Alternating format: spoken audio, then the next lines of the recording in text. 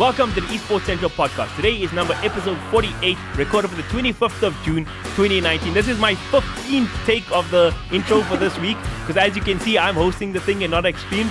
So it's a bit of a disaster. I'm not even going to lie about it. It's a fuck up. Let's call it what it is. It's an absolute fucking shit. Is that what we're starting with today, Glenn?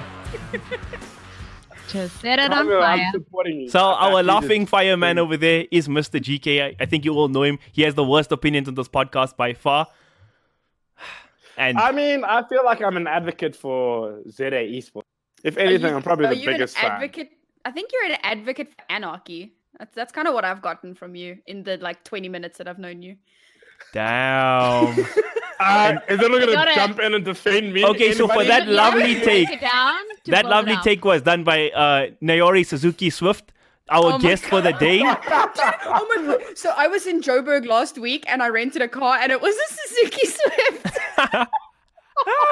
The universe just knows these things. That was great. All right. That was great. Nice. And of course, our other regular Mr. Prophecy. How are you doing today, sir? No, I'm not the only regular here. I mean, we do have Nadia back. Yes. She of the fire. I have a voice now. I was gonna get to her. I was gonna get to her. Nadia, you always gotta introduce last. Gotta save the best for last, right, Nadia? It feels so irrelevant. Welcome to ZA Esports, my friend.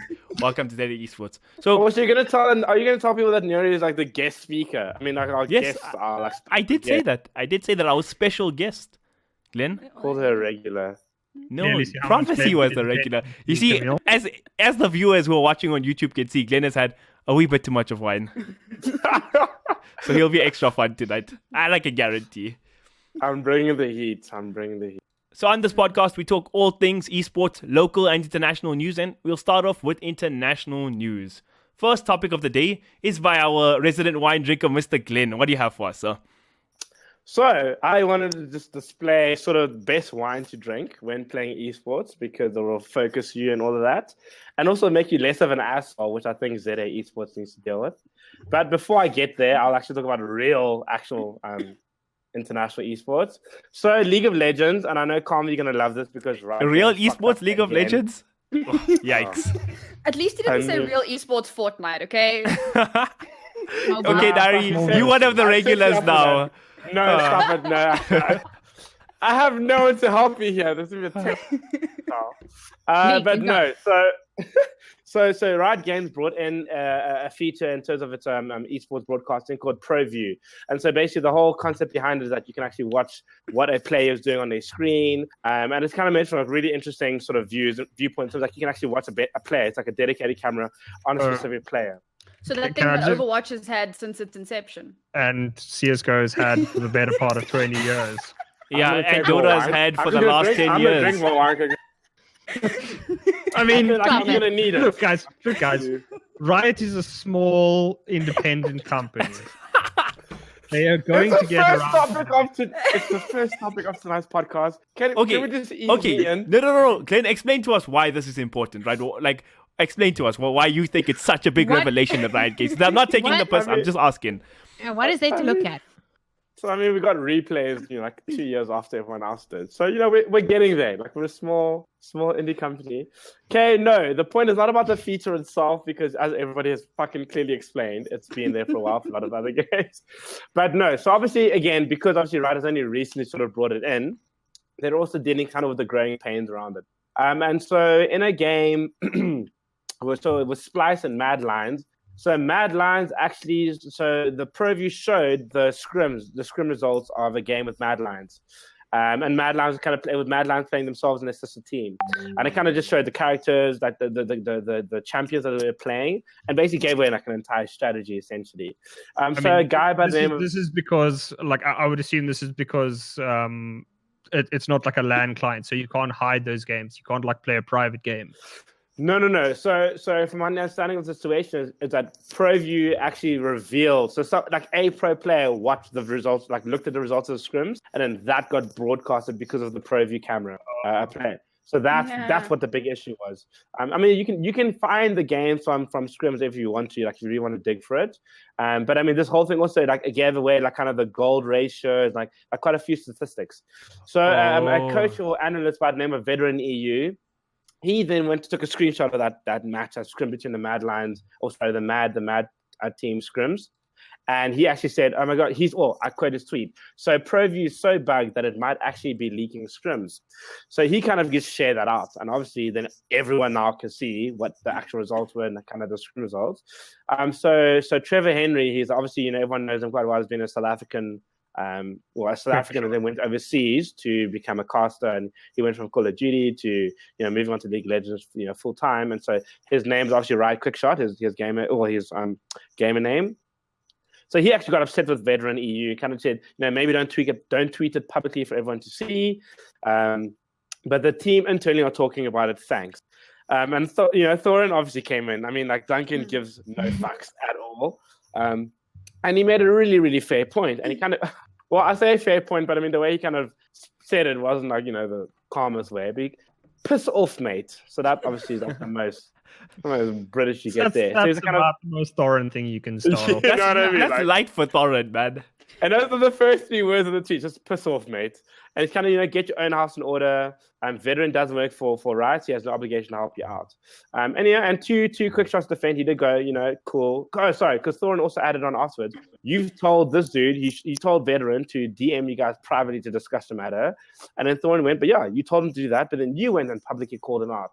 So Quickshot did back down. And it was kind of like, the problem is like Quickshot just basically boosted the thing to an even greater degree. Exactly. Because the Veteran has a lot less, Veteran has a much smaller, fan base on Twitter, than Quickshot does. And now, you're gonna go and post that and complain to him. It's like you just boosting the signal, mate. That's literally all you making the situation worse. Question: is this a bug or is it how it's intended to be? No. So it is intended. It is intended. But I think the issue is, that you can get the stuff. Surely that's got to be a bug that No. I think more in the sense that they probably haven't coached players on what you can and cannot show whilst you are in a game when ProView's on you. So, for example, in Fnatic, I think it was a top laner. I think is it Buipo is a top laner for Fnatic.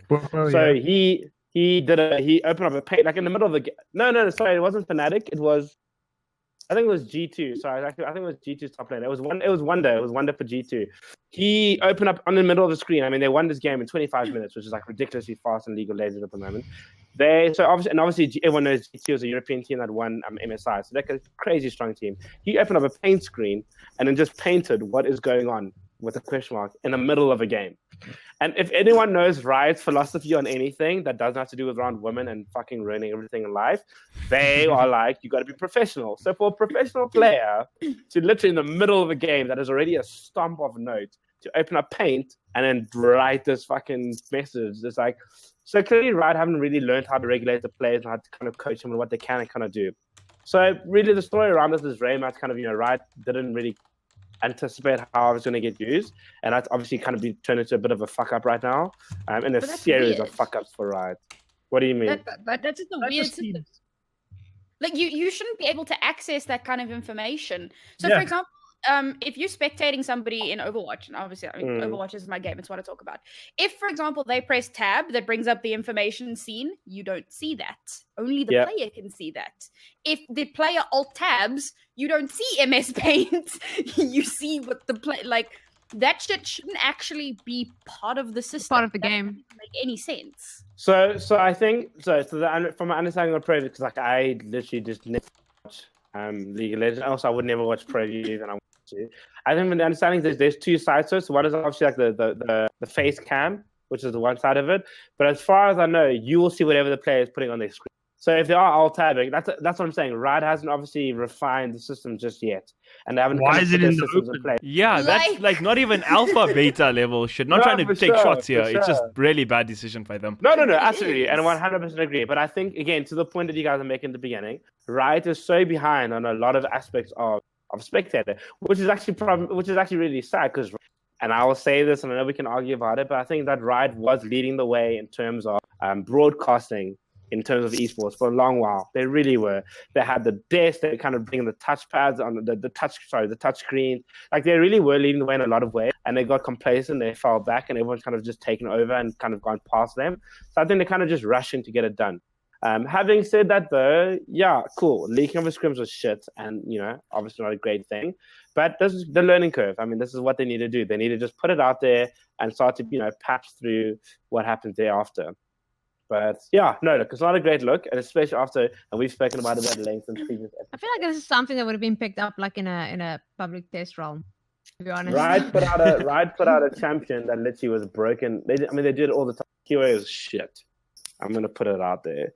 Like a guy will literally, like when you get like hardcore QAs that will like literally come in a game in the testing realm, will play a champ, give a detailed report, send it through to Riot, and then the game that the champion just gets released with the exact same shit. It's the same with Blizzard. Yeah. A PTR isn't where you test things and report things. PTR is basically play this character for 2 weeks before we release him. Well, like, in their philosophy, it's usually this is like where it's supposed to be refined. Like, I mean, checking Dota does it does as well the because like when Dota's new heroes come out, they're like wildly overpowered. No, but that's gotten better as well. Like they don't put it into like competitive play. They like specifically ban the hero from competitive play, so you don't even get the option to pick it. Whereas like League of Legends is like, we're going to put this hero directly into comp. It's like, you do realize that hero is broken in about 5 different ways and can wreck entire teams. We're going to put it into comp. Like a good example of like putting heroes into the game, like when they come out for Dota, like you would have broke the game at least like 6 times in the last few hero releases. Even Mars that came out most recently was, I think, the most well-balanced new hero that's come out in recent times. And even he had like a 54% win rate because that's just how it goes. And new heroes comes out, they don't really know how to balance it, and you got to make it a little good so people want to play it, right? But I think Riot being shit is something we can hit our head on the wall about for the whole time. Glenn said this is shit. Like, in relation. We're quoting you, Glenn, our reputable source on League of Legends here, okay? I'm not taking shots. I'm PC Carvel today, you know? When I'm criticizing Riot, now all of a sudden I'm... Well, now we can agree with your institution, so now you become reputable, obviously. Oh, well played. So, on topic of people being shit, Prophecy, do you have something to add there? Do I have something to add to a Riot being shit? No. Riot being shit, you can add the whole day. Or people being shit in general. Yeah. It's a much more narrow topic, that. Well, I mean, if Riot's shit, let's not hide Dota from the flame, because it has come out that there are a bunch of guys going around, specifically in like super high level matchmaking, where they basically hold you to ransom in your game. They move in a pack. You get into this high level game and they basically tell you, like, if you don't pay us like X amount, then we will throw this game and like completely screw your ability to climb the ladder. It was posted by, he's not very famous in Dota 2, but like long-time Dota players will know him. His name is Yafits, aka PIS, a Chinese player, very, very old school player. And he's pretty much a legend, right? So hasn't actually been an active Dota 2 pro for quite a while, but he posted up an account in China on, I think it would be Weibo, where it's basically like they are threatening famous streamers in China to pay 200, I don't know what the Chinese, 200,000 of the Chinese currency, which is about $30,000 each month. No. Otherwise, so $3,000 is 20,000 in Chinese yen. 200,000. So it's $30,000 a month. These guys are basically saying like that they will continuously lose MMR if the streamer plays in high ranked games, because they have a way of like jimmying the system so that they always get into those ranks, because there's so few players at those ranks. So you'll basically end up in a ranked game with these group of guys, and they will intentionally make you lose. So you can never climb, you can never get into the highest ranks. And as a result, you just get like terrible games of Dota for like a higher level player. So enterprising. I mean, and awful. You do have to give them props for that. That is still like Overwatch players are actually going, what? You can actually make money playing esports? What, you mean I shouldn't throw just because I'm a bitch? That's a lot more difficult to do in Overwatch now. I mean, look, like apparently similar stuff has happened in Chinese LOL pubs. So it's not like this is only, in Dota, but like I just think with the slow reactions of Valve, this is probably going to take a while to fix. And I mean, how do you fix this? How do you actually fix this? Because these guys can just create brand new accounts. Hardware ban. They often play on PC, what do you call it? PC cafe computers. Mm. So hardware bans don't work. I mean, I know in Korea they sort of tie your accounts to your ID, and if you get busted for having like double accounts, they like completely wreck your entire life. But I don't really know if it works similar in China. If you could just create Jimmy accounts, then like there's no way to stop people. I mean, even here, you just drop a new Gmail and go. Yeah. I mean, I've been following the story. I saw it on Reddit first before VP Esports put it up as well. It's a really good article. You guys should go check out. But when I saw it, I was blown away because one, it's fucking crazy, right? But two, I did hear, like somebody did mention in the comments that in China is probably a better place for it to happen because they do have a lot of your information just to make a perfect world account, right? It's not just like us making Gmail. I think they have your phone number. I think they have. I don't know if ID number was part of it, but Perfect World has a lot of information about the people who have accounts in China. But I think, like, obviously Yaofet's is a legend, but you target a streamer and you just, like, you want to throw games because, like Prophecy said, the pools are so small of players. It boggles my mind. No, look, I think honestly, like it's one of those things. Like China does have a massive issue of cheating. I think a big part of that obviously is because the player base is so large. I mean, obviously we all know China's literally, if anything, the biggest player base in the world. But I think that's also one of the issues that happened with PUBG is like cheating was so right in there, and also because of China, a lot of companies have to work through sort of third parties to actually be able to actually just license their games there, and so that also means that it's basically every company. In order to operate in China, you have to have a Chinese partner, or they don't allow you to operate. But you know what's another level of the story that makes it a bit worse is that. Just finish my point. Oh, sorry, Glenn. The point I'm basically saying is that to that point, yes. So you actually work with a third, which means there's a layer of control you no longer have anymore.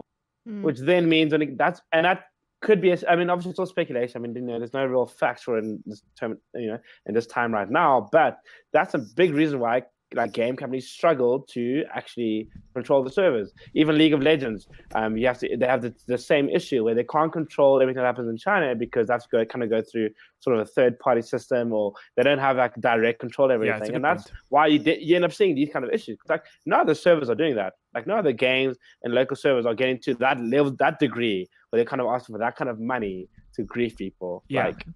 But this is different. It's a lot more subtle, right? Because you can't. It's not a simple thing as, okay, this guy is griefing, he's throwing my games, and I'm going to send this replay to Valve, and they're going to figure out. Because the way Dota works, it's like one mistake can cost you the game, and it's very easy to like subtly throw the game, and that's what your Yaofetz was saying.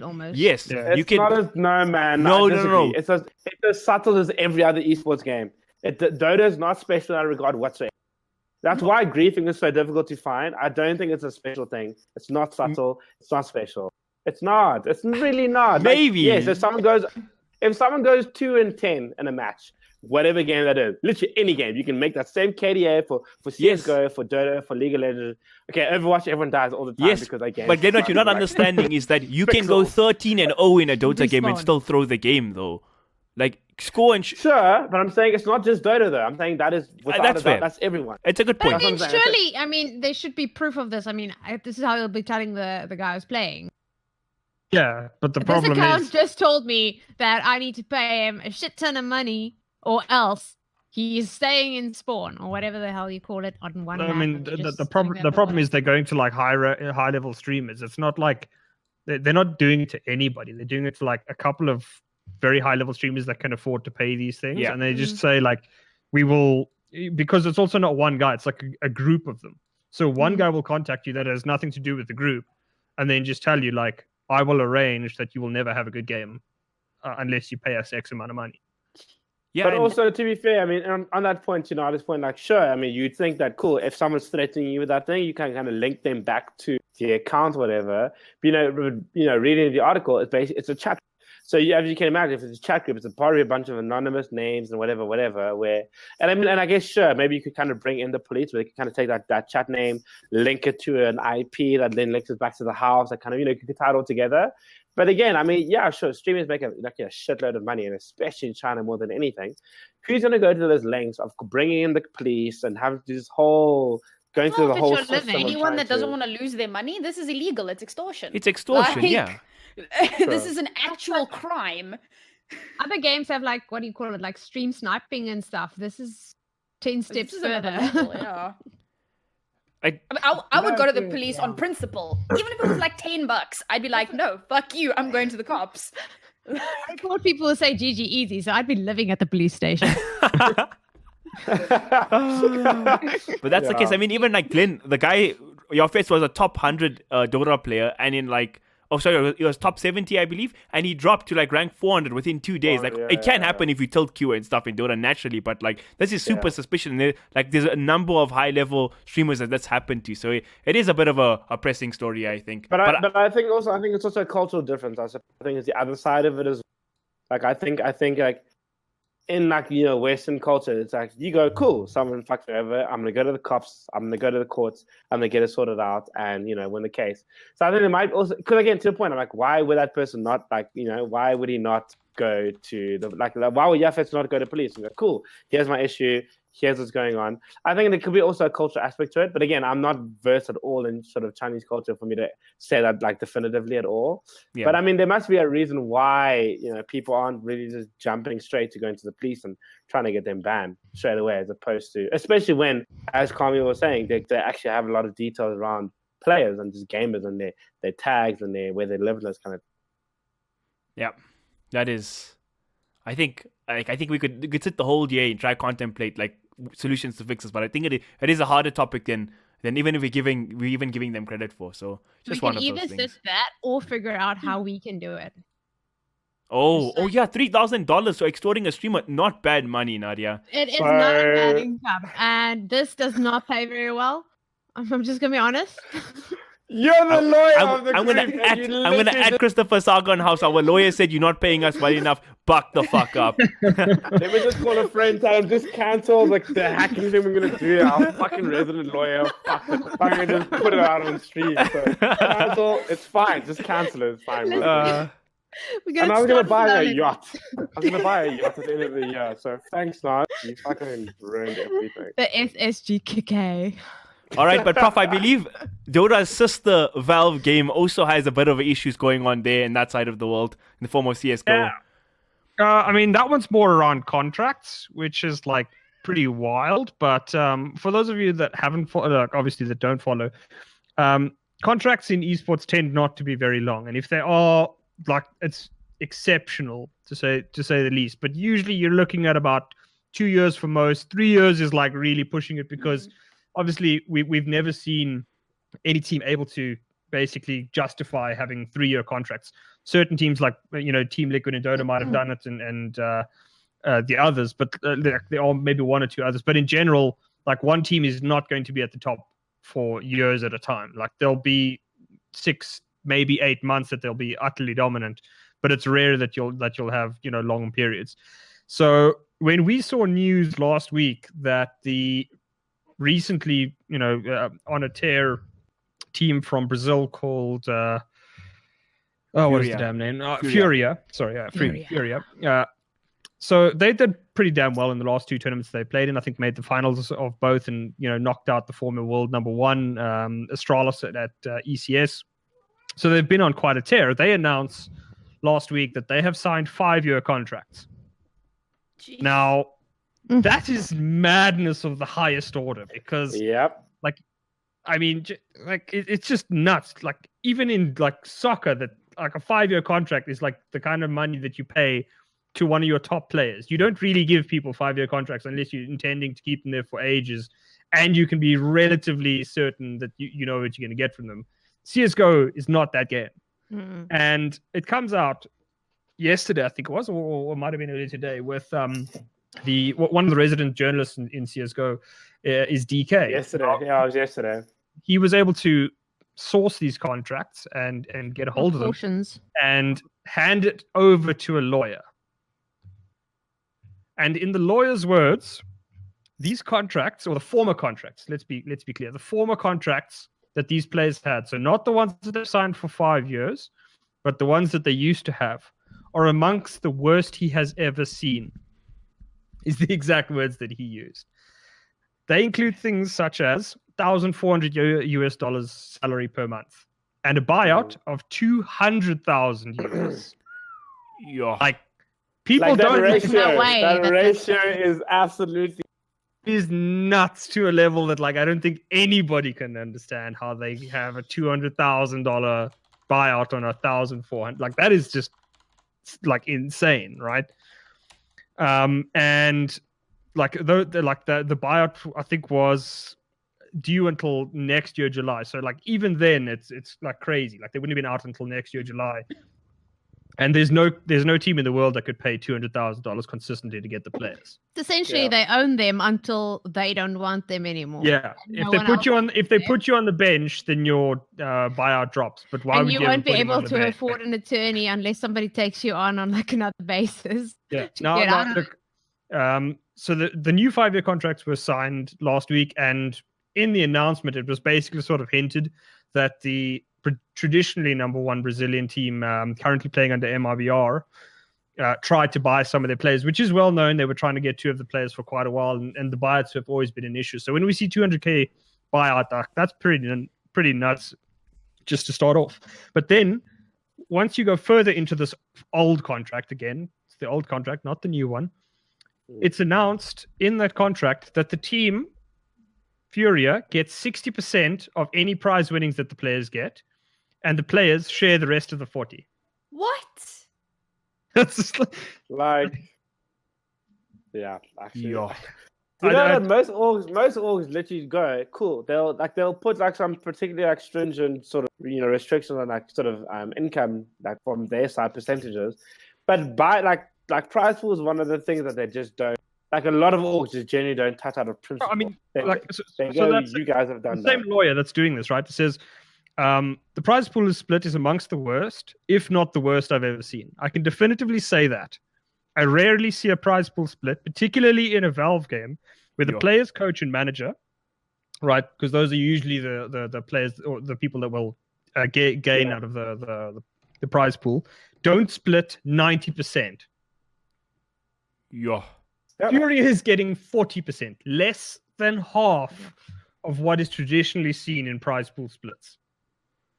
And these kids signed a 5-year contract. Like, what does the prize pool look like at their level? Well, they've done a lot better than previously, but let's say they're probably around, they could reasonably make a fairly consistent tournament of about $50,000 US, which is like the smaller DreamHack events. So first place prize of say about 25,000 US. I recall seeing a South African contract where the prize pool would have to cover the costs of the team playing at an event. And then thereafter, the team is supposed to get. But I mean, what you'll end up with is like 20 rand each, if anything. Nadia, would you like to name that org? Respectfully decline. Yeah, for my sanity and my Twitter at this point, I blame the players more than I blame the org. People don't know better, and you think this is the only opportunity that you'll get. That is the dumbest thing I've ever heard. No, if every single player on that team gets together and says, fuck these guys, either they change it or we're out, what are they going to do? Kick all of their players that got them to the top spot? No org would do that. It is the dumbest shit I have ever heard of in my life. Firstly, okay, but so I hear you. To make money. But I do hear But I do hear that point. And I've been one of the ones that've done it as well on the pod. Go cool. Yes, the org is kind of shitty, but the players also like, come on. At some point, you got to take accountability. But let's put this out there. Players have 100% kicked out the team that got them to their spot. They've done it countless times. We spoke about it in Call of Duty. It's happened in League of Legends. Dota actually, like Valve of all people actually step in and put in a rule in place, which is a fucking company that never does shit. They actually went and went like, cool, let's put in a rule in place to stop that. So yes, orgs have done it in the past. That is a thing. But I think more than anything, and that's what it's one of the arguments we've all had in this podcast a few times, is when you are a young player and like your dream is like right there, and you're like so close to breaking out and becoming a tier 1 team and like getting all the big bucks and sponsorships, you're going to be blindsided to a lot of every opportunity you can get. That's the How old are these players? Because you guys keep saying kids. Are these minors? For me, no. Generally, when you start, you'll be like minor. No, they'll be okay. These kids are. I think. Let me just check because there's like a couple of players that are the ones that are really looked at, like the players At that our are. age, everybody is a kid. Naori, I kind of get where you're coming from, right? I think generally your point makes sense. It does make sense, even from my viewpoint. But I think like you have to have that perspective that like, I mean, you've dealt with a lot of gamers in your time, I'm sure, right? Gamers are not the most woke fellas. I'm just gonna put that out there. Not a hot take. I'm just saying what I think they are. what I see. My parents always taught me, before you sign something, have someone smarter than you read it. Like, that's just common sense. Even if you yourself are unable to make that decision or like understand what's written in the contract and the fine print, like find someone who can, because otherwise you solve your life away. The industry like standard, like I don't think is how's the word? It's not really out there for people. And like if you're just coming in, I can see why, because you just don't know better. And maybe your mom reads the contract for you and she's like, oh, you're going to get $1,000? That's a lot. You know, it must be mentioned. It must be mentioned that these guys are from Brazil. Yeah, And exactly. this kind of money can be life-changing for them, depending on the situation. So $1,400 doesn't sound like much to us necessarily, or certainly to some other people, but to certain people in Brazil, it can mean a lot. The oldest player on the team is the in-game leader, who's 23. The rest are 19 or 20. I mean, a good example of this is that our South African best CSGO team at the time, Bravado, moved from Bravado to Denial Esports. Apparently they haven't signed they didn't sign contracts, but the fact that they'd want to be in bed with an orc like that is already a good sign that like when people are desperate, they'll do things they shouldn't. That's just how life goes. And I think a lot of pro gamers are in the position where it's like do or die. Like there's, I mean, a good example, a guy from Korea, Febi, who's now a big popular streamer and stuff. But when he was trying to make a pro Dota career, he slept in a building, an empty building for a year. He just to try to be a pro. So it's like, if you sleeping in a building and a guy says, okay, I'll give you $1,000 a month so you can eat food. It's like, okay, I'll take it. I don't really care, you know? Oh, that's No, but you know, look, I just think to Nari's point, like, I do get it, Ak. And again, it's something I've said the same before. I do think that we need to get to a point where we just stop coddling these players. I think, one, we need to actually understand that, like, certain people can't make these decisions at a certain age. You can't expect a 19, I mean, like, listen, one of the young players there for Furia is 19 years old. You cannot expect a 19-year-old to make financial decisions in terms of, like, their future. And in terms of making decisions with money where it goes, cool, how much money I'm going to make right now, and then in the future, this is how it's going to affect in the next 5 years, and my 5 years where I'm going to be, and am I going to have, like, a house and family and kids? I think there's, like, those are kind of decisions that, no matter your age, those are always big decisions. So I think that's a problem. So, but then it comes back to the other side. It's like, cool, yes, players get extorted all the time and exploited in esports, and it's a huge thing. So what can we do to sort of, counteract that? And obviously a lot of people would go player unions is the one thing they go, but also I'm like, player unions are fucking dumb, because then you're going to get players that are as dumb as the rest of them to sit down. Have you seen what ZA players say on like fucking Twitter? Like, I don't want any one of them to sit down. Yes, I went there. I fucking went there. I'm tired. I can't deal. So I don't want any one of them to have an organization, because they're all dumb. They're going to be making stupid comments with dumb statements, and it's just going to fuck up everything. So the thing, player unions work to a degree, but you have to be really lucky about getting a specific player like me, old enough and experienced enough and actually have some level of understanding to go, cool, here's how we're going to guide each other. Or you bring in lawyers, and we're getting a lot of like, sort of gaming, esports lawyers like coming in now and trying to kind of bring the expertise into the scene. But at the end of the day, like, I think that like a lot of I think the game publishers themselves have to get involved. I think that is one of the best things that Riot has done over and above everyone else. They've learned how to go, cool, here's a fuck up. They get told about it, they come in, they step in, and they make really hard, concrete decisions around it. I think, aside from everything that Riot has done that they fucked up, I think that is the best thing they've done, and I think everyone else needs to get involved. And I've spoken at length about how much I dislike Valve for how they go, oh, but you're the community, like, you guys would decide. No, I think that Valve is let people fuck shit up, and then go on, well, we gave you the right? You never said what it was. All right. So just to summarize what Glenn's saying, I actually, to a certain degree, I agree with Glenn here as well, because League of Legends players, being as bad as they are at life playing League of Legends, they make an average of $300,000 a year playing League. I mean, it's everybody looks at Dota and sees the top earners there, the 20 people on the list that want TI, but it's not like that for everybody in Dota. If you're not in one of the top 8 teams in Dota, you threatened all the time. There are a few good orgs, but you don't have a system that kind of supports that. But I think we kind of hopped on this point for a decent amount of time, right? I think Naori's point is also fair. Like, she argues the right things about like just being logical. Think about the shit you do, but obviously some perspective is needed. The one thing to point out about an average is that an average can be massively inflated by having one player earn ludicrous amounts of money. Yeah. Okay. Which is what happens in League of Legends. Certain players earn like 6-7 figures, and others don't come even close. The league is more average. The league is more average than other esports titles. Overwatch League is considered like small, like in the number of players, and even there's quite a lot like discrepancy between the highest and the lowest. Yeah. So league is pretty bad in terms of like finding like actual numbers around what players are earning, like factual numbers that are stated on public record. Or yeah, that's esports in general. Every game. No. There's an article that says top 20 highest earning League of Legends pro. Yeah, like I mean, everyone was just basically, and that's all recorded from basically winning, world championships or winning the summer or split or whatever. But I do think. Huh? First, Faker.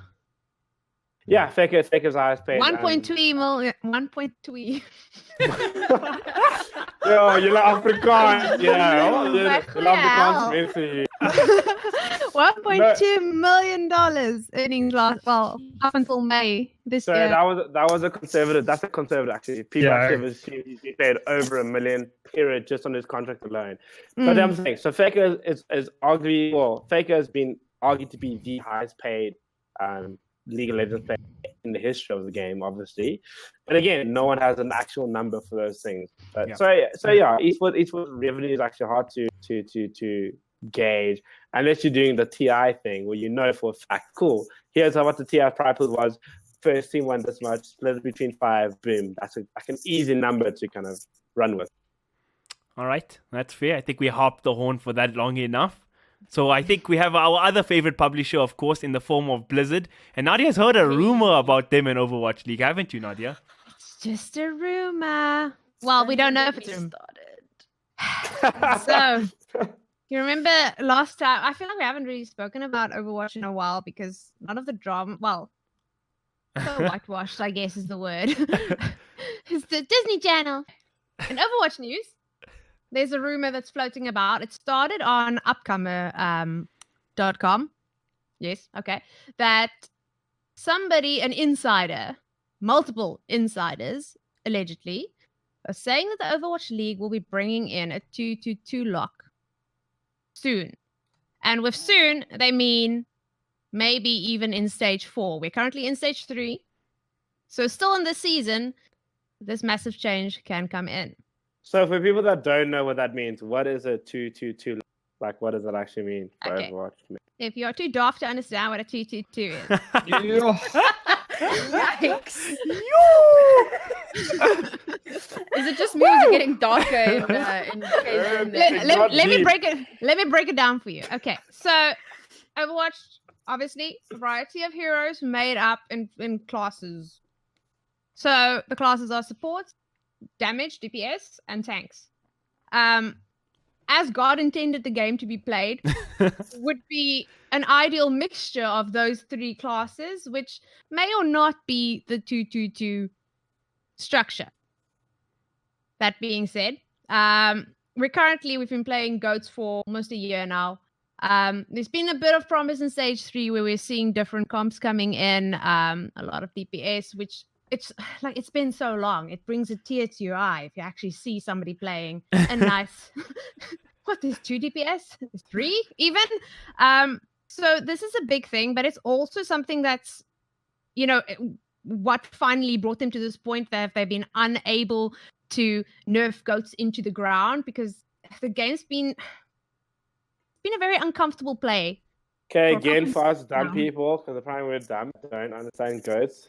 Don't ask about goats. It's such a long thing to explain. Goats is basically just like a specific set of heroes that they use in a in a 3-3. So it's like 3 tanks, 3 supports, which it's like basically broken at the moment because you can't do enough damage to kill the tanks. Yeah, and the that would tanks be are almost. pulverized. Yes, listeners, I didn't know the question. It's been a I massive took the problem hit. for months now.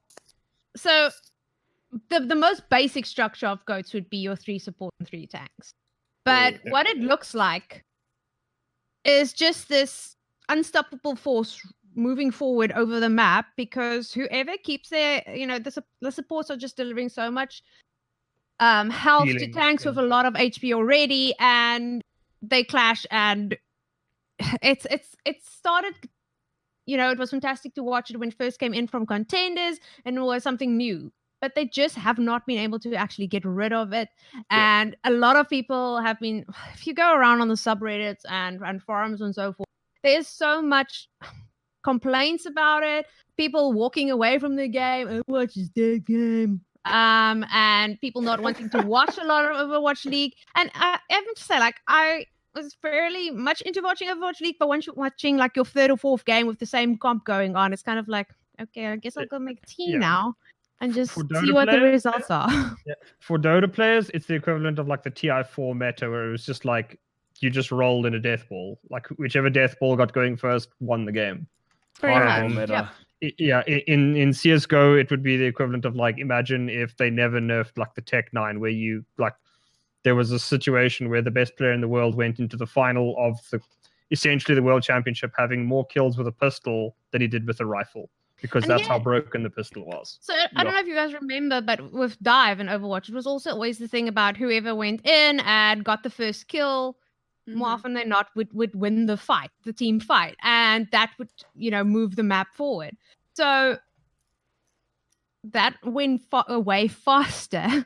But the thing is, like, there are alternatives to it. You can counter it, whereas it just seems as though, like, I mean, I'm a complete casual. Like, I barely pay much attention to the Overwatch League. But from what I've seen is that, like, for months, it's just like they seem incapable of finding a way to break it without now this 2-2-2 lock, where they're, like, physically preventing you from picking anything more than 2 of each, 2 of each type of hero, basically. Yeah, so, like, there's been a lot of changes. Like, recently, they've bumped up DPS, like Reaper and McCree, and the only person that's bless her heart with Farah is just having a really hard time.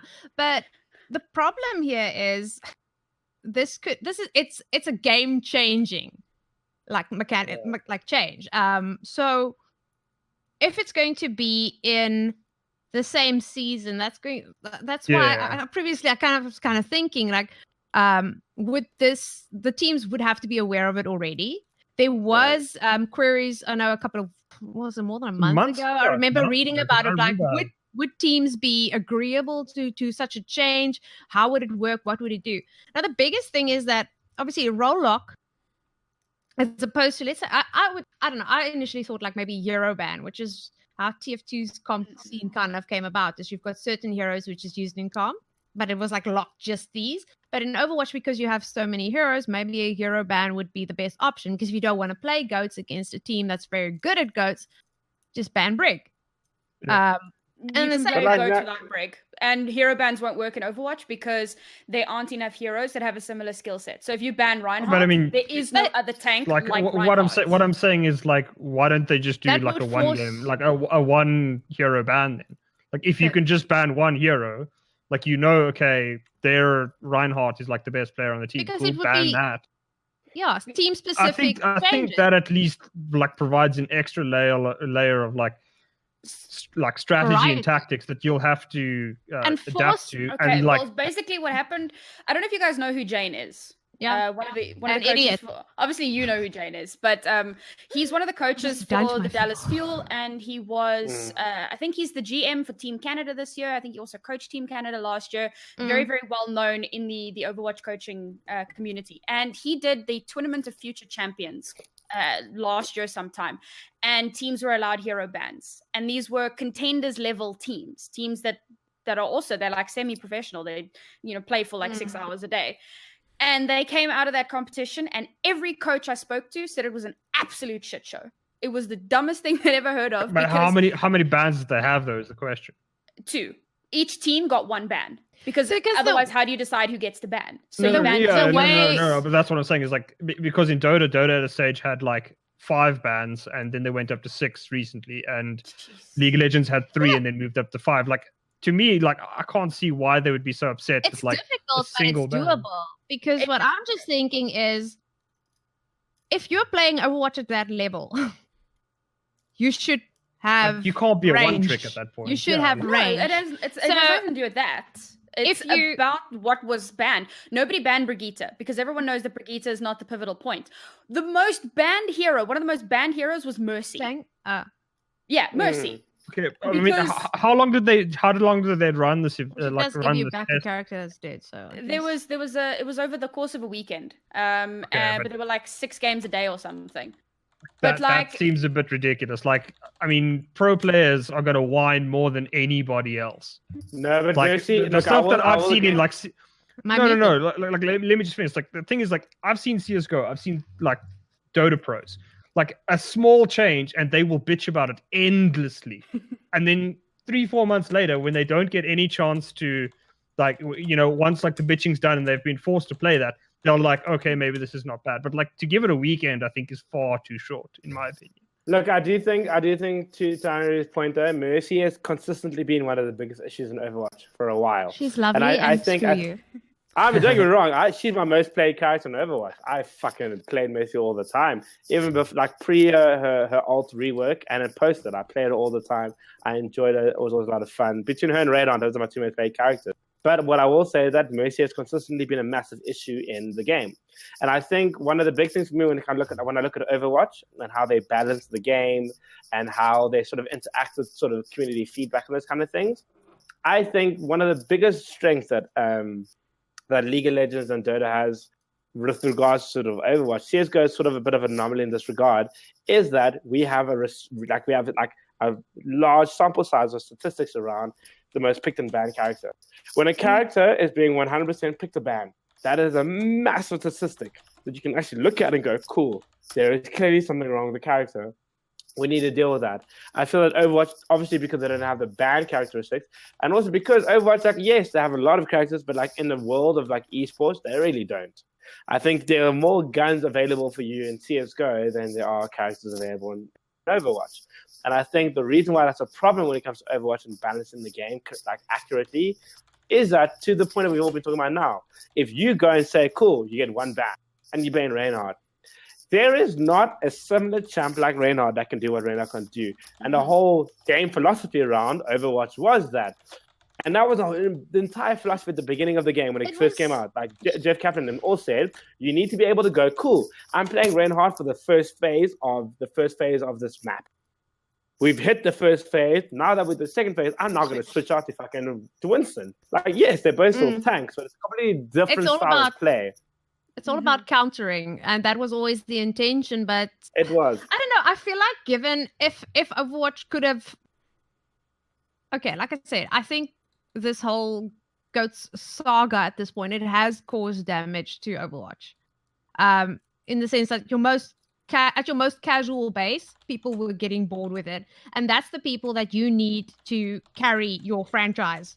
Who is like it must be pointed out. It must be pointed out. GOATS is not an issue for the casual player because GOATS requires an incredibly high level of coordination. No, I mean for the people who are. So no. The so I'm just don't want to watch it. They don't want to watch it at a high level. It's boring to watch, not to like actually see what's it's boring to watch, but like people can't actually play it at like a casual level. So it's not like it's an OP comp at pro level, but not at the base level. Yeah, at base level, everybody's playing DPS and screaming at one guy who decided to pick Moira and like, why aren't you healing? And the guy who's picked Moira is going, I have to do damage to heal. Yeah. So I think what I just wanted to say was, I'm thinking that given if Blizzard had because we know they've been very slow with trying to balance it out and getting it right. If they had, I'm looking at something like today I saw a video about TF2 and it just brought back all the memories. I almost want to say the time that period of time that they had to balance out the game and get everybody to like a workable thing, where when you do make a small change, it just brings in a slight shift in whatever is the meta and what is fun for people to play. If they had that time, then eventually just balancing it out would maybe have, maybe would have been able to avoid something like this, which is extreme. It's like we said, it still needs to be confirmed by Blizzard. This is just by, the Kardashian insiders on, E! Entertainment. We don't know who these people are. But I feel like it could have been avoided, but it's being brought to a point now where it needs to be fixed, I think. I want to make a point. No, hang on. I want to make a point to something Prophecy said earlier, and it's going to link back to what Gatalili's been saying. Okay. So think about Dive. Dive comp, the reason Brigitte was invented was to deal with Genji and Tracer, because Dive went on for so long that Blizzard realized it needed to come to an end. So they bring out Brigitte. Brigitte brings on the era of GOATs. Now, Blizzard has started buffing, and then GOATs became quite popular, and everyone was saying, oh no, please bring back Dive, we hate GOATs. Then Blizzard started bringing out heroes that enforce bunker composition. And it's something that was made very popular by a team called Clockwork Vendetta, first in Open Division and now in actual contenders. They play dope. Clockwork are my boys, okay? Like, I am their Discord mom. They are my boys. Anyway, so they play, and obviously you get your different styles. So Dive is the dive into the back line, quickly execute one of the supports, and then everything topples down. GOATs is a slow and steady brawl, move on to the point, use your resources effectively, and whichever team's Reinhardt goes down first is effectively the team that loses. Bunker composition is you set up on a high ground and you do damage from far away. Generally, it's a lot of spam damage, and that way GOATs can't aggress onto you, and that's how you deal with the GOATs composition. So now Bunker is becoming very, very prominent. The next problem. Exactly. And do you know what I have seen all over my Twitter feed from pro gamers that are playing in contenders? Please bring back GOATs. We hate Bunker. Yeah, that's what I'm saying. Before, was, please bring back Dive. This is precisely why the 2-2 lock is stupid, because it is possible to change the game in a way that doesn't make it necessary. And this is going to bring back to another point that Gatalili made a little bit earlier about the interesting comps that are coming through.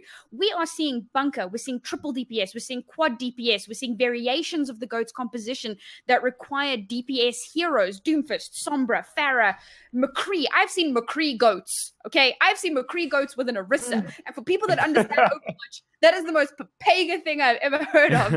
Listen, you can do a lot with Orisa. That is an undervalued hero. Wait, but Nari, I want to ask you, in terms of what you're saying now, because you obviously there's like a lot of analysis there, which is like amazing. For you, then, in terms of like, if you got given, let's say you took Jeff's job right now, you took Kaplan's job right now, and you got told, cool. You're sitting in your jersey. Months, but in the next 3 months, for you, what are the biggest changes that you want to see happen in Overwatch to kind of get it to a better level than what it is? So, because obviously everyone always has an argument now around Dive versus GOATs.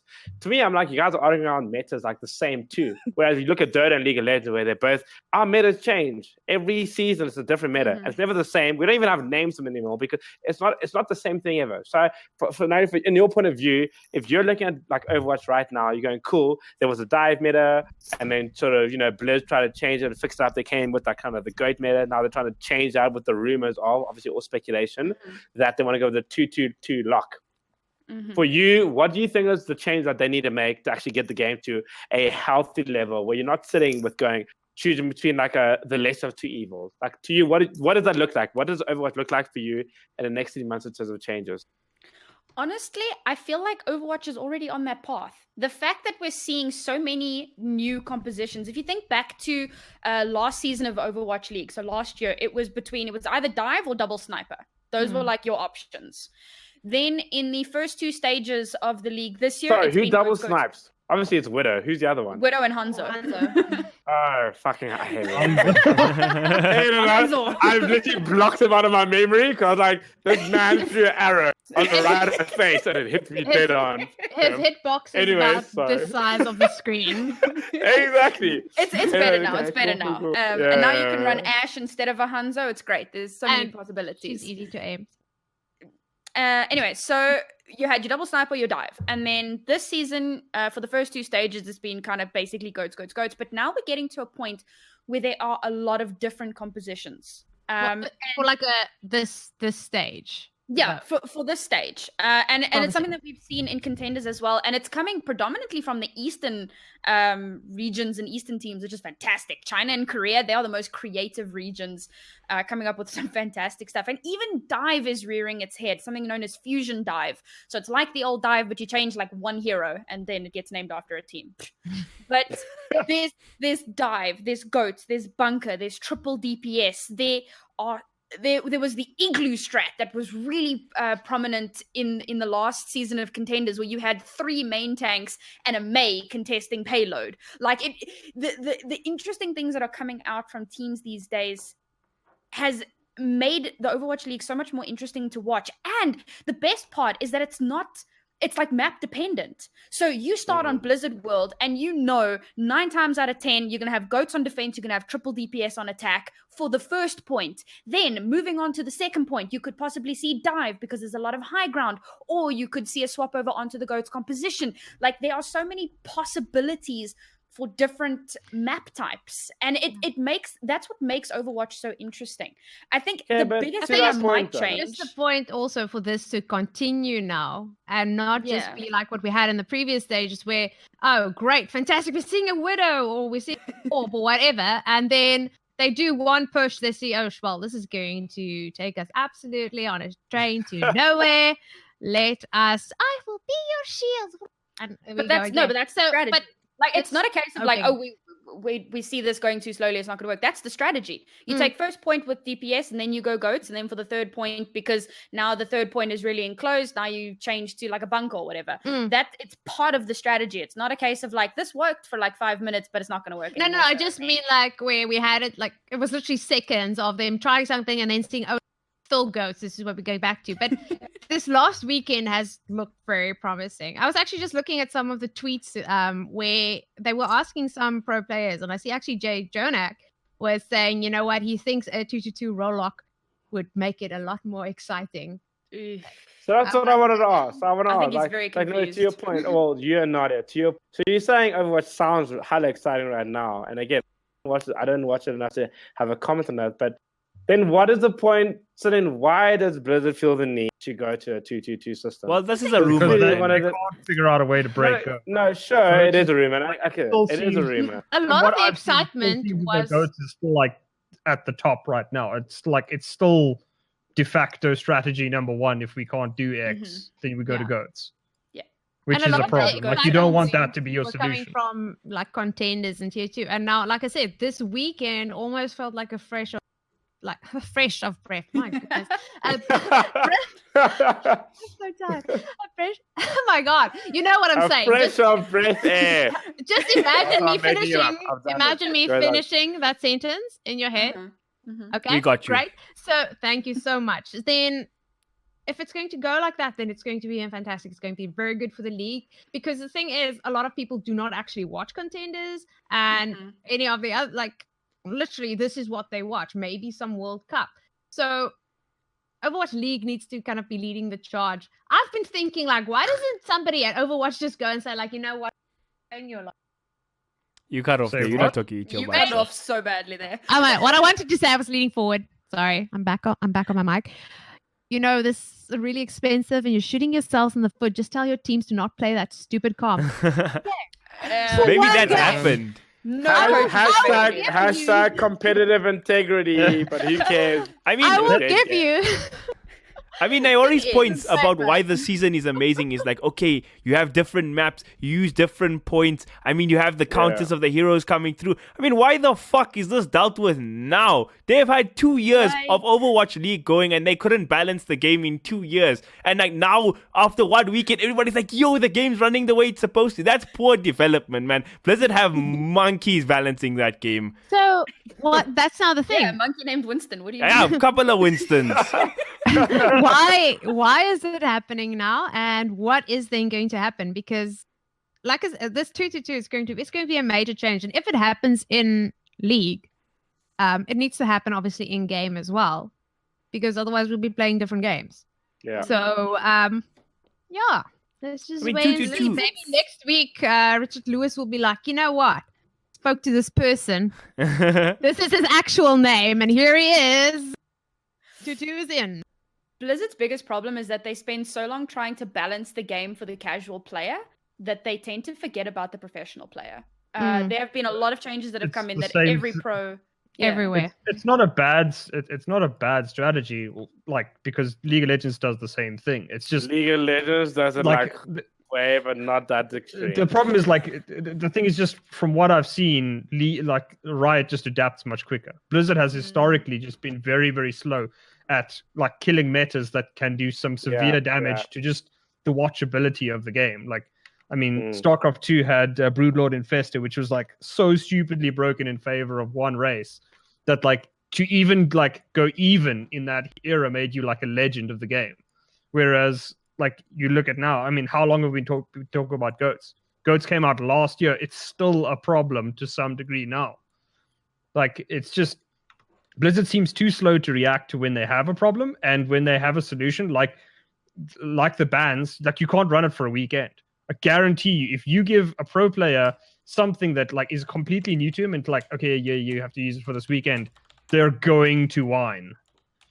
Well, it wasn't just about the whining, it was the quality of the game. Like, everyone that watched just said it was suboptimal Overwatch. Yeah, because it's first, if you've never seen before, you're not gonna, like, understand why certain things are happening. But I mean, I suppose we are, like, waffling on about this a little bit too long. Yeah, Overwatch is a boring game. Next week, 5 people only like it. Only bots watch the game. Fuck that game. I'm just kidding. I'm just kidding.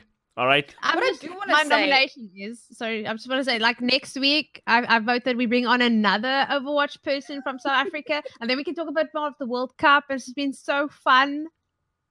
Oh, I feel like Overwatch players hate League of Legends. Like, Nero just made, I hate all of you now. So you know what? Tweet. You know what? One thing we all don't hate. All right.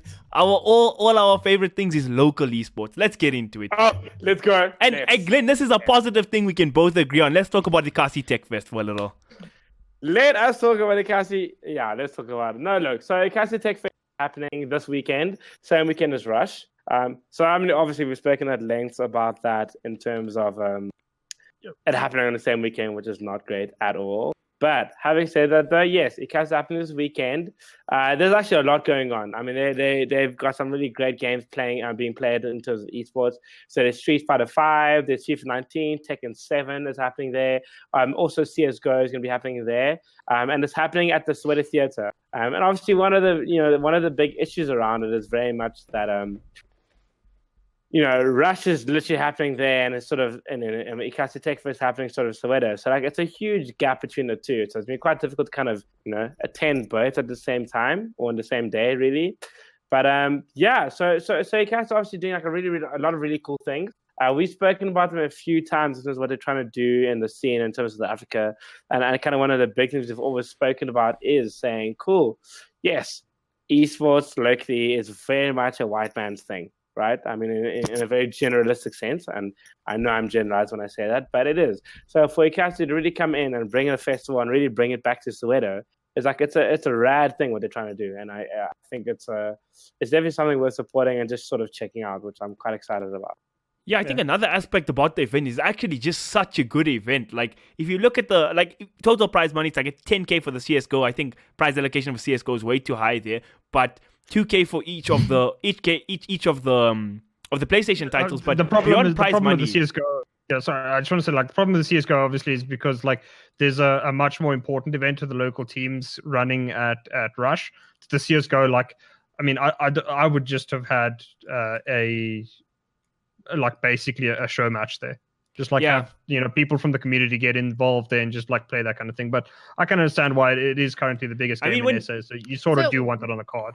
When they did announce it, they didn't know that WSG was going to be the same time, right? So they didn't know that. But just to add to my point, like, if you look at what they're doing for the console guys, they're literally giving away, like, Mad Catz branded controllers for, like, the Tekken, the FIFA. That's like $1,200 a controller, and you're paying 100 Rand to go to the event. That's crazy, dude. I'm working at Rush, and I still want to go to Ekasi. It's, like, awesome.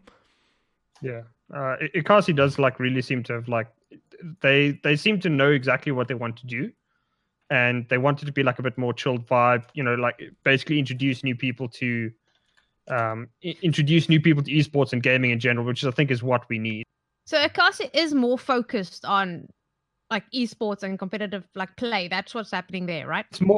It's more focused on the community. Like they have competitions, but it's not like esports. It's more like this is the ground level. Like even if you check the games that they're running, it's like Street Fighter 5. There isn't really a scene in South Africa for that. Like if there is, it's a very small one. So the people who go can literally just you can walk in and play. You can walk in compete. and compete. That's basically what Ekasi's whole vibe, which is exactly the kind of vibe you need.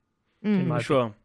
And like the whole brand and slogan and stuff. Oh, sorry to cut you off there, Glenn. It's like township gaming, right? They wanna bring gaming to the mass people in South Africa. Because we spoke about this podcast, I think last week, in fact, about like esports in South Africa is a very white middle class thing, and that's not a sustainable model in South Africa. It isn't. You can't cater, like you're already offering a niche product in the form of esports to a small portion of your populace. It's a failure, and I think Ekasi and the Tech Fest kind of addresses that issue in a very good way, I think.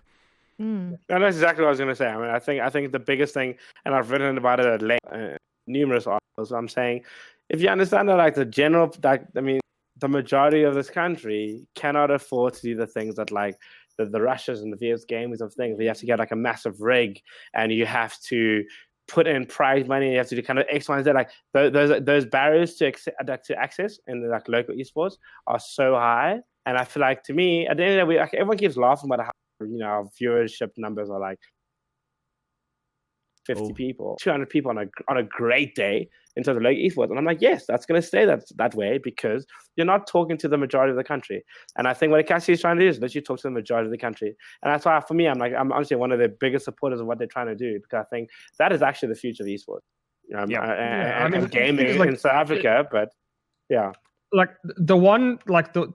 Look, it's not a great situation that like Ekasi and Rush are running the same weekend, but like I think the best way to look at it is that, like, let's put it like the best possible way for this to work is that like if you're interested in just flat out esports, particularly if something like CS:GO and Dota, Rush is the place to be. If you're interested in gaming and how it's going to grow in South Africa, then go to Ekasi, because those are the guys that are like at the grassroots level. Rush is the next step up.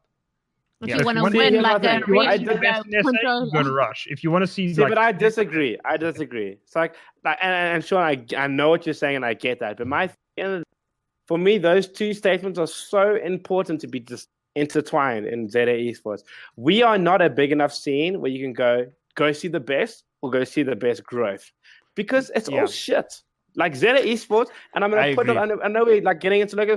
Zeta Esports is shit. It's a fucking shit scene at the moment. And I'm going to be very frank about it, and people can get angry with me about it. That's fine. I've said it before, and I'm going to say it again. We're a fucking tiny shit scene. Brands that get involved here are not getting returns on shit. So one of the things we've spoken about at length in previous episodes is, for one thing, don't put your event on the same time or a weekend after, before, or like in the same month of another event. We are not big enough to sustain two big events in the same month. That's the one thing. When you get to like, and that's just like gaming events in general. When you come to esports specifically, 80% of fucking local gaming here does not give a fuck about esports, to the point that actually most people will honestly think they're full of shit. They think we're full of shit because there's a bunch of egos, there's always drama happening on Twitter, there's people getting upset, and people like there's always some really dark stain happening on local esports. We are not big enough to be saturated. I think we all need to fucking sit together, sit down, and genuinely just go, cool, guys, how many events can we sustain in the year in a very positive, beneficial way? In a beneficial way. And I get that. These people can't even get the egos into the same room. I get that. But what I'm trying to tell you right now, like the way I feel about this scene right now, I feel the scene is dying. Genuinely, I do. Yeah. I feel that South African esports is genuinely overall dying. Our prize pools have gotten lower. We've had more issues around people not being paid. The teams that are entering events are being lower. The scene is fucking dying. So yes, we can all sit here and laugh because we're going to go fucking, yes, everyone's being egotistical and full of shit every single time. But the scene is dying. And I think when you look at Ekasi, you look at Rush, those two should have been working. We need to work together. Same with Comic-Con, same as Raid. Everyone needs to work together. We are not a big enough scene to try to have everyone fighting each other, because you're basically going to make like 10% of what you could make. And yeah, you'll be like, oh, I made the most amount of money this year. But yeah, you made like 10 Rand. Good job. You made 10 Rand. Did it cover your costs? Fuck no. Yeah, it is a thing, and it's a toss up, right? Because like we talk about the good of that's happening in Ekasi. Rush also has that like the fact that they've Vodacom 4U sponsoring them. We talk about the mobile gaming last year. We spoke about the mobile gaming again this year. Like also another bridge in the esports world. But I agree completely with Glenn. I think he said it roughly, but the fact of the matter is that we are too small to be splitting the bases. We can't still be talking about scheduling conflicts. It's a bit of a sad thing. Like we spoke about this how many times before. Everybody, even the tournament organizers themselves. And I will say this, and I it's gonna be a strong statement, and I get it. We can fucking discuss it, but I genuinely think that for me in this country, Ekasi is actually the future. I genuinely think that if you look at the sort of the target market that Ekasi is going to, if you look at sort of their plan on who they're trying to target, what they're trying to do, what they're trying to change, I think Ekasi should be the leading organization in terms of what we're trying to do in this country.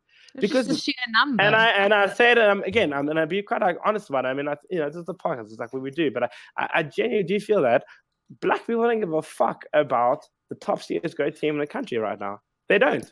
I mean, the majority of white people don't even care. That's the issue with esports. Yeah, like nobody cares. Look, and I mean, what CS:GO team is. No, and for sure. I mean, I just mean that the major race in this country does not give a fuck. What do they care about? They care about fucking FIFA. And to VS Gaming, as much as they've fucked up so much of what they've been doing the last couple of times, and we're going to get into it later, they fucked up a lot. But what they've understood is FIFA is a huge aspect of this country, and so they're tapping into the a mass like they've market. run one FIFA event ever. 2 million rand. Where was the second one? Who else is doing? The year before, last year they did the 1.5 million rand tournament. The year before they did the million rand tournament. Who did FIFA? Who else did FIFA that big? Name me someone that did FIFA that big, as big as VS. But that's like saying name me another group that did CS:GO as big as ESL. It's like, okay. This country does not give a fuck about anything. My Titanic is bigger than your Titanic. Yes. Like, it's still going to sink, motherfucker. Like, it's not going to work. Look, so what I'm saying is, and I get that. So I'm not arguing about VS has fucked up, yes. And the analogy actually was quite a beautiful one. I love it. But I'm just saying, people, like, I feel like a lot of TOs locally are not understanding where the actual growth is. Let's not be sentimental about it. Let's not be emotional about it. Let's be business driven about what we're talking about right now. The biggest growth in this country is going to be around games like FIFA. I think no one's really tapping into that. Adapting the big game. Like, stupid example, I'm Afrikaans, so I only know rugby as a sport. But bringing rugby, like grassroots into schools, but into also like more black schools will make sure that you have more black players in, which feeds your bigger teams and ultimately have more black people involved. And that's good for your sport because this is what your country is comprised of. You're not just, 10 white guys, 15 white guys. I don't know sports. But I think, Glenn, I think your point about the FIFA is good, right? I think the fact that the market hasn't been completely tapped into by some of the larger TOs is a mistake already. But I think, like, on the grassroots level, let's shout out to our boys, ACGL and Mr. Nick Holden. They've been running these small-scale FIFA events for a super long time. They have so many. True. And that's definitely. Like, I mean, we speak about grassroots. Probably, maybe that's where the esports level is actually at in South African esports. So the fact they put down 500 rand for a tournament, a couple of people rock up and go play, it's great. I mean, Orlando Pirates announced their FIFA tournament in one of the malls. I don't remember now. But they had 400 players sign up. So like you say, Glenn, it's a big market there. But it's also like the Ekasi guys say, you can't just stereotype and say, okay, we black guys, we're gonna play FIFA. Those guys, the Ekasi guys were interested in CS:GO. That's how they started their thing, right? So it's like saying at 12 you're gonna play Fortnite. Oh, that's not a stereotype. That's fact. What are you talking about? No. Comment, but you are right. ACGL as well. 100%. Sorry, so I totally completely missed that part of it. But like, they actually are. They also have definitely been put in. But yeah, to your point, I think that like it's not so much of a stereotype as so much of just understand the audience. And I think that until like ZA Esports actually understands who the actual audience is, who are the people that are going to bring in their viewership. And like I said in the last episode, find me a fucking top esports player locally that can bring in over 100 players on the stream themselves. Let alone fucking. I agree. I'm going to go fucking 0 of them locally now. I can actually bring in over 100 players or 100 viewers into a stream. Yeah, but I think on the Ekasi point, I think if you're not working at Rush or not working at Ekasi, or you're not fully involved as a player and just a fan of the esports in general, go to both. On Saturday, go to Rush. On Sunday, go to Ekasi. You can't do both in one day because one's in Pretoria and one's in Soweto. But these are two like events pushing South African esports forward, and it's like really important we support them. Yeah. So I think on that note, can we talk about other things pushing South African esports forward? And the community. Probably our last topic of the day, and maybe the spiciest thing. A little backwards. The something that was really pushing the community forward, the VS Gaming Casters Academy, Nayori. Something we hopped on about in a podcast 2 weeks ago. Something I have you back here, expert, to talk about again. Oh, I wasn't here for the Overwatch. I'm kidding. Nobody cares about Overwatch. Don't worry. I'm kidding. I mean, nobody cares about you, but here we are. Well played. Right. Listen, how jealous were you of that enough? Like, I know your history. The what now? So it's like, no. Camille and Analogy have a bad history together. Oh, damn. Yeah, that's actually... I just got outplayed, man. A guest comes here for 5 minutes. He's already wrecking me on my own podcast. What can you do, dude? At least I choose my guests well, right? Brilliant. Well, only if your main aim in life is just like self-deprecation. Then yeah, good job, buddy. You picked the best guest possible. So the biggest thing that's been going on at the moment has been, all right, so we spoke about it on your own podcast, the Oh No, Not Another podcast. And we spoke about the weird decisions that VS have been making within the casting academy. Some of the rules that they've changed, how they haven't really been supporting anybody, even though they keep talking about how they made the academy to help us, to give us resources and stuff. And we kind of just never saw the fruit of that. And through constant probing from mostly the Overwatch casters, it's actually been quite interesting. We'll get one or two Overwatch casters that come in and like make a noise, and you'll get one or two other casters in the back kind of cowering but going, yeah, but they go you guys. We agree or whatever. But like nobody's actually so it looks like Overwatch are like the biggest antagonists of VS Gaming Caster Academy at the moment. Probably when really all we want. They're still fresh and not as jaded.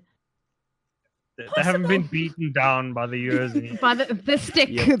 Entirely possible. But in the wake of all of that, and the biggest one being this whole CSGO LAN quarterfinal where they got somebody to cast with Recoil and it was like a friend of his or something and nobody had ever heard of him. And then the announcement came out like 2 to 4 hours before the event, like, hey guys, so first up we're having a CSGO event. No. Let's get this chain correct. It's a shit show. Let's go for it. Let's go. I got tilted on Friday morning because I was like, there's an event happening today and I don't know shit about it. Like, I don't know anything. So I made a post on Twitter, which somehow spread like wildfire. 3 hours later, they announced everything that I was whining that had not been announced, which included tournament structure, teams that were in your tournament, casters working at your event, times, links to watch your program. Please explain to me how when you run a tournament, you don't actually have anybody able to watch your tournament. Like, I don't want to wreck you, VS Gaming, but don't make it that easy. Please. Because we've been through this actually so many times. Like, what is the point? What is your ultimate goal in hosting these things? Mm-hmm. It's publicity and marketing. And then when it actually comes to hosting it, it just happens. And if not for lay people making a noise about it, no one will even know it's happening. It's no, I mean, like, I whined about it. Somebody must have, like, the community did the rest. Like, I didn't do anything after that. I was just like, I'm just like massively tilted by this whole situation. And the community then went somewhere and like must have shouted at them because it was suddenly fixed. But like, why does it require the community to do your PR for you? No, somebody sent them probably a Twitter link, and then they bitched in a WhatsApp group about, because that's how things work in SA. And I'm going to say this: how many times? There's been a few times, something was mentioned on a podcast around shitty marketing and shitty practices, and then miraculously the next day, all of a sudden, those things are addressed with VS Gaming. So yeah, I feel like, Sean, you said things that all of a sudden they were like, next thing you know, they're literally acting on everything you said before. Axe has done it recently as well. Like, I think people pay attention to what people are saying, and it's to some degree a lot of what we're saying. And then all of a sudden they act like it was a whole idea in the first place. I'm just kind of like, you know what? So that's the idea in the first place, and you're burning down SA Esports. We're destroying it. So that's the backstory. And now continue, please. Yeah. All right. So then turns out that this person that no one had ever heard of, that was like a friend of a friend of a person, was not in fact casting. It had been changed to somebody else. They'd like changed the whole structure. New casters, desk people, the whole shebang was really weird. And suddenly we found out that everything had been changed. So Camille, being who he is, decided to, after being not an asshole, it's speaking... calling me an asshole. It's saying, yes. This is a good. I'm actually going to call him out about this. This is somebody who has remained relatively silent in the casters channel throughout. Wait. You kids talk in a private channel. I publicly call them out all the time on the podcast. So yeah, I'm Mr. Ziplip. I don't talk about shit. In the channel. Right, carry on. Point being. So he comes out and continues to call out VS for nepotism and various other things. And then starts to bring in the issue of the conflict of interests, which I believe is the main thing that we wanted to talk about regarding this. And that is that's part of it. But I think just the fact that the academy shut down, like they're like, we're shutting down the academy, was sent the message to the Discord. But firstly, I've made this point in my podcast as well. What was the academy in the first place? Because I didn't see any value from it. Not even trying to flame. Honestly, nothing happened in that academy. You were there. You were one of the people trying, can we get this? Can we get that? You can vouch. Nothing really happened, right? Exactly. So, well, I'm going to get to the shutdown in a sec. Let's just continue through this because I believe that this is part of what led to the shutdown. So there's like method to my story. Yeah, sorry, my bad. So it came to Goals, who is affiliated with Goliath Gaming, and he was one of the casters, and it brought out this whole topic of bias and conflict of interest, which it's a genuine issue. And for a very long time, the rule in VS Gaming was you may not, under any circumstances, cast a team that you are in any way affiliated with. Even if you don't play for that specific team. Let's say I'm an Overwatch player, but I want to cast my org CSGO team. Nope. Same org, you may not. Then a couple of months ago, they rewrote all of their rules regarding casters, and they changed the rule to that you may cast your own team, provided that the enemy team gives permission. Now, while that means that by those rules, Goals was allowed to cast the game, it doesn't really get around the point of conflict of interest. And while it may not have come across as bias in his actual casting, there's still that potential. And it's the kind of rule that shouldn't be the standard. You shouldn't allow people that are affiliated with you to be casting your games. I don't know. But that turned into a whole long story. We had Blur from the Overwatch community get involved as well, and he wrote like a 10-page essay. And then I called out Recoil. First Camille called out Recoil and was like Mr. so-called self-proclaimed best caster in ZA.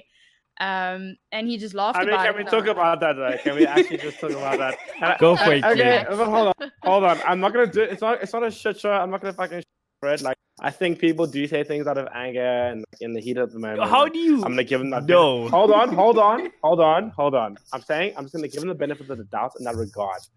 I'm just saying. But what I'm saying is that he is absolutely indicative of a huge issue that has been prolific in fucking South African esports. There's egotistical aspect of things. Like the fact that yes, it was a heat of the moment thing, sure. But it was in your mind. You know what I mean? Like that was in your mind. That's something you felt. And also you didn't say it. It wasn't like a recorded thing now. He's deleted half of this podcast already because Carmel jokes wasn't. But you know what I mean? I'm saying it wasn't a pre-recorded thing. It wasn't like live. There was no like moment, where you kind of just sit in the heat of it. Like you typed it out and then you felt and you go cool, hit send. And I think to me, And again, I'm not going to take an easy stab at Recall in that regard. I don't think it's a low-hanging fruit for me. I think there are bigger issues to deal with, but I do think, as much as everyone kind of gave him going like, I thought you're out of character, it's so weird. I'm like, actually bullshit. No, that is absolutely part and par of how this fucking scene reacts. And I feel like people are not actually actively engaged with that in a very serious way to go, cool, actually, this is part of this is a symptom of a bigger issue. And that's my issue. I'm like, guys, come on. This is not the first time someone said some kind of arrogant shit like that. And it was arrogant and it was full of shit. And he needs to fucking... And also, the thing is, no one really called... Again, no one called him out on it properly, though. A few people like G-Max was the first to go. We did eventually. No. Some people did in the scene. Yeah. Not everyone. Everyone else gave him an easy part. The second he went, I was angry about it. I'm sorry. Like, what? Yeah, in the caster channel, I actually... Because he was laughing at Camille's comment about Mr. Self-Proclaimed Best Caster in ZA. And I said... And I'm going to read it exactly as I wrote it. I said, I mean, you're laughing, dude, but this, and then I quoted him, I just don't think that there are any CS casters outside of being in a pair already that are good enough to cast with me. It's possibly the most arrogant statement I've ever read. You learn from every single person you cast with, regardless of their level of experience. You posting that in a channel full of casters is not only arrogant, it's also unnecessarily hurtful, and I'm surprised it's taken this long for someone to take you on about it, to get your ego in check. And we don't see that, though. We don't see that in the public sense. You know what I mean? And I think... Some things can be dealt with internally. And then I saw it, like, Trinok sent me the G-Max's tweet, and I was like, oh, okay, we on public, boys. But I mean, and honestly, I'm going to give you fucking G-Max. Genuine. Like, also the way he tackled... kind of went, cool. Rico, did you really say this, though? Like, what the fuck? And, when Rico admitted it, he was kind of like, cool. Like, But I think that... my issue and this is my big issue, and I think there's a lot of criticism we as Esports Central get a lot of time as people, because it got good doubted internally. Why did you bring it up again? I'm like, guys, it didn't get doubted internally. We were in the Discord. Dealing with things internally in this scene. It's not in any scene. Sweeping it under the rug is not dealing with. It's not dealing with it, and I need people to fucking understand the distinction between the two things. Sweeping things under the rug is not dealing. And yes, you can go cool with we dealt with things internally and whatever. The scene's not going to fucking grow. It really is not, and it's going to keep going to the downward trend that it's currently going in until people just fucking be upfront about a thing. And again, to G-Max's point, I mean, we did all the fucking time. We get called assholes for it. Because apparently we're just being elitist and shit and brewing tea. But you have to bring some of those things to the forefront because it needs to be discussed and genuinely just tackled in a really honest manner. And again, I'm not going to fucking head on Rico for what he said. Did I think it was arrogant and full of shit? Yes, it fucking was. Did he give a good enough apology? No, he fucking didn't. And I still think that's full of shit from him. And I will say, why would he apologize for that? If that's a statement he believed, he must stick by it. Like, you can't say, I'm the best. You say I'm not the best. Okay, sorry. Go for it, Naori. I can read you his apology in the closed channel, so we can air it out. He tagged me. If you want to go into that, if you're willing to bring it out there. At this point. No, he's still... Well, they didn't listen to my podcast there's no yet. Point. There's no point in kicking anybody, and we'll get to that in a second. So I called him out, and he tagged me. He said, "This is 100% true." And to everyone here, I'm very sorry if I offended anyone. I've always thought of myself as wanting to help and all that, but clearly I have some room to make up and be less arrogant. I appreciate you calling me out on it, as I didn't realize the mistake I had made until after typing the message. Still pressed enter. I'm truly sorry to all the casters in here. I should have checked myself before I wrecked myself. The point I was trying to make, and should have said it in a very different way, is that the casting academy is running scarce in terms of CS casters that are actually active and casting. Fuck! Right off. That is Prophecy. Do you wanna elaborate as to why the casters academy was running scarce on CS:GO casters? Mostly because you have to be part of a crew or you don't get any jobs. Like I couldn't do top level casting because I didn't have any streaming capability. So I wasn't allowed to do masters. Like other people could bring random pleb number 2, like that's a mate of his, onto a cast. Because he's the tier 1 caster and he can bring anybody in. Buddy system. Yeah. Yeah, but welcome to the fucking scene. This is my issue. That's my issue. The problem is, it's like I can understand that like there have to be certain things, but it's just like I've never held the position that like, because there's often, there's people like, oh, the casters need to be paid. They don't need to be paid. It's literally free. Like if they don't do it, then nobody's going to do it. Great. VS is not losing anything. But what I've always held a position of is like, because I was part of a casting academy, I ran the Nav TV one from 3-4 years back. So I know how shit that is, right? The best way to get casters or to have casters learn is do this, right? Give them an opportunity. That's it. You don't like, that's all you have to do. You don't have to like coach them or anything, because the ones that will get to the top will be the ones that work the hardest. Yeah. That's all you have to do. You don't need to pay them, but what certainly does help, and what we've constantly criticized VS for doing, is not using VS's own systems like Twitter, where they have 8,000 followers. They don't retweet any of that stuff.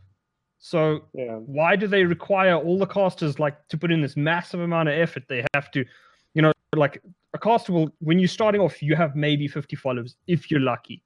And those are mostly your friends, right? Mm-hmm. Now, you don't get broadcasted out. Great. So as you get better, you gain more followers. By the time you hit masters, you're probably doing, let's say 200-300 followers if you're good, right? The really top ones will have even more. At that point, you're still not broadcasting anything. VS does no help on that end. They don't broadcast these people, but they want to control them when they're right at the bottom. Why? Why do you want to control these people when they're literally willing to give their free time and you have to add so much more? Like now they have to fill in forms because they have to, announce this is like how many people watch my. Larry, how did you put why it? do you care? How did you put it with VS Gaming cancelling the academy squad or the academy casters? You gave it basically, like you were saying, it's like they've basically cancelled resources that they never get. Exactly. So after this whole thing happened, and it was like a continued long discussion between Goals and Camille about it wasn't a discussion, but carry on. I mean, whatever the hell it was.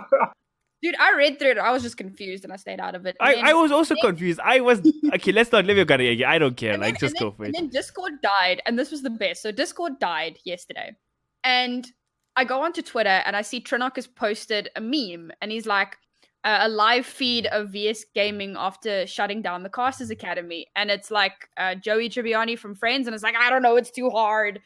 And I was like, what? So I tried to get onto Discord, and Discord's not working. And I spent like 2 hours tweeting about how I needed to see the tea. And eventually, Discord came back up, and I was greeted by a message from Infi that said, "Hi everyone, please note that we will be suspending the operations of the Casting Academy until further notice. Those of you who are using the league as a platform to create your own content may continue to do so. Those who will be working the events this year will be contacted directly by VS. Have a great day further. We will update the site once full functionality has been achieved," because the VS Gaming site was also down. Just as a tradition. Like, at the end of the day, like, why was that not the original thing? You control people who work in Masters, and you just leave everybody else alone. Because if they want to work, they'll work. Mm-hmm. You don't need to help. You don't need to control them. You can help them by retweeting their stuff. Otherwise, you don't need to do anything. You don't need to coach people in casting, because the best ones will do the work themselves. But nobody coached anybody, though. It was called an academy, but that never happened. But it was never an academy. There was one time, I think, some non-CSGO caster said something, and Recoils watched 10 minutes of their game and then gave like a whole speech about why this guy's a shit caster. And I might be sounding like just going at it, but ask Naori how that thing was written. That's how it sounded. It's like, that never happened. There was never an academy. It was called the academy. And it became a place then for people to raise issues. So Naori had a problem. She'd say, guys, can we do something about this? Tronok had an issue. He'd say, guys, can we do something about this? I laughed for a really long time. I never said anything, like Naori said. Because I was like, well, you guys are hope. Why would you comment there? You know you're talking to the wall. But after a while, the wall came fun to talk to, so I joined in eventually. But the point is, people were just raising issues all the time. They're just raising issues all the time, and VS Gaming didn't respond. Or they'd call people toxic and shit. And then it built up and it built up and it built up, and now they shut it down. Because nothing happened in that place. Then people argued in that place, and then VS Gaming was like, yikes, chief, this is not looking good. And now we done. Scratch that shit. Yeah, and look, I will say that 'cause I unfortunately actually have to leave, like actually, but I just think for me at the end of the day with this whole thing around VR and to a large degree just the general ZA scene, and like the egos are just too big, and we can all sit down and we can like have do apology sessions and do kumbayas and fake. I just think that egos are just too big for what we're trying to do. Like we're just trying to build the scene from the ground up. We are so young and so small, and there's just not enough money. There's not enough sponsors. There's not enough tournaments for us to be this level of just shit. And I'm going to really put it out there, and people can fucking call me out on it and say, but I just think the ZA scene is shit. And as someone that works with massive brands that have fucking global reach, that have millions of rands available, I don't know how to sell the scene anymore. I genuinely don't. I genuinely don't know how to sell the scene anymore because I look at it and I just go, it's full of shit. And not to say that they're not great people that are there. And again, we've mentioned them in the past. Like you look at the ACGLs and you look at the zombie game, there's a lot of guys that have been in there, that have been there for a long time and really helped build the scene. And I really don't want to take that away from them. But I'm just saying in the overall sense, the scene is garbage and I don't know how we're going to fucking sell it anymore. I don't know. That's rough for me. That's rough. But like even to Glenn's point, even VS Gaming themselves, they do so much for South African esports community. They've been the large drivers of South African community, South African esports for the last 10 years, right? There's so many scenes, LoL scene, Rocket League, previously Hearthstone, that survived solely because of VS Gaming. Like that's just to name a few. Like they have these leagues going, they have lands for them, they pay casters to go there, they have admin stuff. Like they're the life of so many titles. They do a lot of good shit, but there's so much other shit that they do that just like either gets left as like an afterthought or they just do a really poor job, i.e. the Casters Academy. Yep. All right, I'm gonna peace out. Unfortunately, I have to see you, Glenn. Cheers, man. Till next week, everyone. Well, I just wanted to bring about something that we spoke about on that last episode last week, or the different podcast, too many podcasts. There's the two different structures or the different formats for how you run casters if you have a league. And there is the way that VS claims to do it, where they're like, anybody can cast. Because this is what they've claimed. Anybody is allowed to cast. You just have to register. But that also, that is a recent change, right? Sorry, that's a recent change. After I flamed them on a podcast. Yeah, you had to do like the certain levels number and stuff. Until you're like, that's why I never bothered. The registering thing is part of how they're doing it wrong. Okay, so basically, their whole thing is anybody can cast. Anybody with a PC and the ability to stream can get into a lobby and cast a game. That's kind of how they promote their casting academy, quote unquote. And then the other way of doing it is when you actually get an organization involved in casting and you say to them, right, guys, this is how it's going to be done. We will provide XYZ resources for you. You will have A, B, C, D, E casters and producers and whatever. And they dictate stuff. And then it becomes a symbiotic relationship between the two organizations. What they've done is they've done this like weird merging of the two ideas where they're like, anyone can cast, but you need to register. You also need to do your own stuff, and maybe we'll retweet stuff, and we want to give you resources, but nah. So they've made this like weird Frankenstein's monster. Yeah, and it doesn't work. And that's why it's such a mess. And I'm actually hoping that that's why they've shut down the academy, so that they can rethink structure. Rethink how they're doing this and figure out how to make it work. For me, the simplest thing to do is go and look at basically how in CSGO, like ESEA does it, right?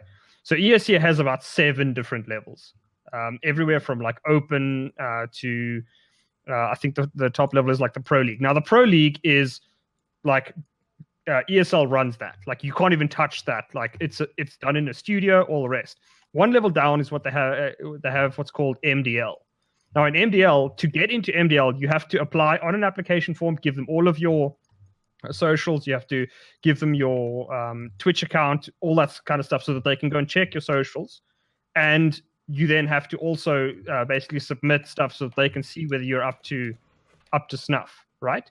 Mm-hmm. Everything below that, from advanced level down, is open season. They even give you the IPs. Like, there you go ham. Like, if you want to do those games, go by all means. because that is the best way to see who's going to work hard. Like the guys that are going to work hard are the guys that are going to do that 30, 40 games in a season because they want to, they enjoy casting. They have no reward for it. They're just grinding. That's how you're going to see who's the best. Like putting everybody into academy and like trying to have them all work together is like, it's just not going to succeed. It's just people don't function like that. You can't like try and grind these like low level guys because firstly they're like still learning their craft. Now you still like throwing all this like, oh, you have to have this right and that right and you can't do that. It's like he'll figure that out by himself if given enough time. Just leave it to it. Leave him to it. Yeah, that's like it's a fairly decent point on the actual skills of casting. I think I don't know. It's just it's such a shit show at like how it gets done, and I think I don't know like the. Yeah, I'm done harping on about VS's casting academy. It's like this is like just finished. It's the same as the racism. It's like we've talked about it so much now that we're actually just bored. Like we're actually just tired of this concept. I think that's what VS was trying to accomplish with their 5 caster levels.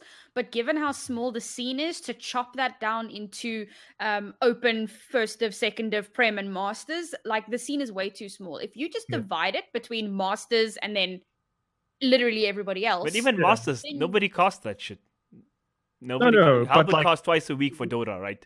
So him and Snare usually cast. What I'm saying is that like if everything like Naori is saying, if everything below masters is open season, right? Yeah.